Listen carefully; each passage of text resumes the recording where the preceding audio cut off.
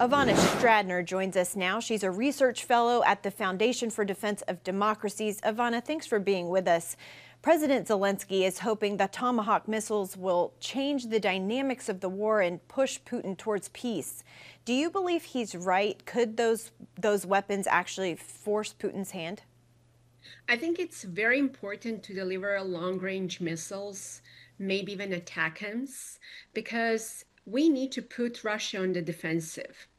Putin is not willing to stop this war until we make him stop. And the only way that we can do it by providing Ukraine all the weapons that Ukraine needs to put Russia on the defensive. And that's precisely why Zelenskyy believes that we need to increase our stakes in negotiations to put Russia on the negotiation willing to stop this war. But here is a caveat.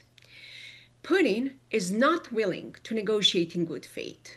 He's more than happy to have another meeting and then another meeting and to buy more time, to reposition his military eventually, to rearm, to strengthen his economy, and then to continue. And that's precisely why he needs this break.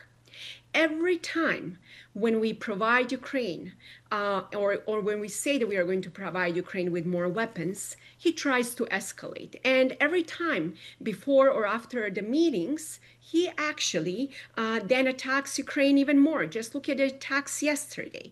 And as the winter is approaching, my concern is that Putin is going to continue to attack even more electric grids and energy to cause domestic chaos in Ukraine. So that's precisely why the Trump administration should do two things. Number one, to send weapons such as ATACMS to Ukraine. And the second thing is also to impose secondary sanctions on Russia and to target Russia's center of gravity. You mentioned escalations after the U.S. talks about supplying Ukraine with weapons. Russia has warned the West against selling specifically Tomahawk missiles to Ukraine, saying this is basically a red line for them.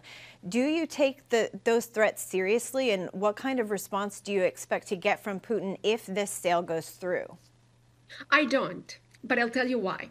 Putin was a KGB guy. He understands very well the psychology of his opponents, and he understands very well how to escalate and then de-escalate and then to position himself as a pillar of stability. Let's just go back to 2022.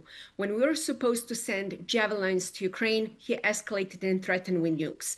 When we were supposed to send every time weapons, he would threaten with nukes. He would even change like a nuclear doctrine as soon as Trump was elected. So these Russia's threats are type of like a cognitive weapon. And having said that, President Trump really did a fascinating thing.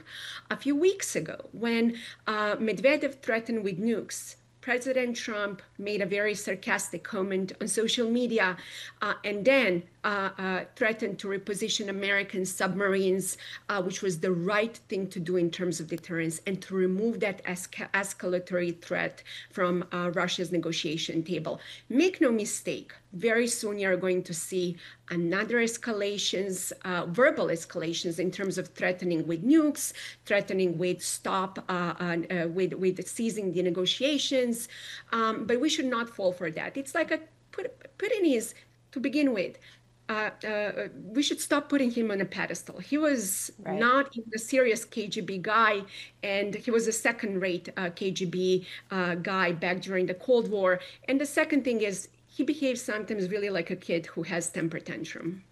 All right, Ivana Stradner with the Foundation for Defense of Democracies, thank you so much for your time and your analysis.